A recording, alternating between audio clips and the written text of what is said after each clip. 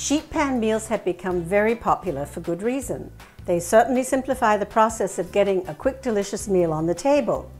However, there are some drawbacks when cooking everything on one tray. The first is determining the ideal temperature, because not all foods cook at the same temperature, and the second is the size of the tray needed to accommodate a meal for a larger group of people. A better approach when cooking in convection is to plan to cook the components of the meal separately in order to achieve precise results. Yes, it might mean a few extra pans to clean, but that's why you have a dishwasher. But you will have better control over the results.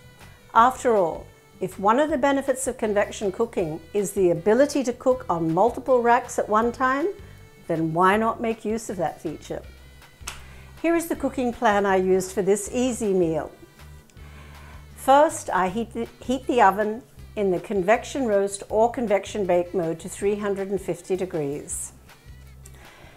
The meatballs will take approximately 30 minutes to cook, and once they are cooked through, we're going to transfer them to this prepared tomato sauce that we have prepared on the cooktop.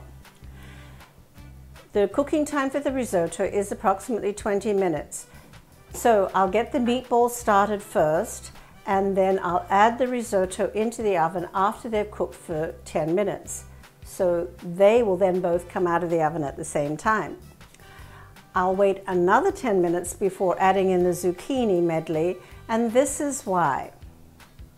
Zucchini with a high water content can be tricky to cook, so for best results I like to start the cooking at a moderate temperature, then increase the temperature for the final 6, probably 8 minutes of cooking time to get a bit of caramelization on the zucchini, and this helps crisp up the peppers and the chickpeas that we've added to the tray as well. So the lower cooking cooks the vegetables through, but then that high heat finish gives you that nice bit of caramelization. So you can see everything will be hot and ready to serve at one time.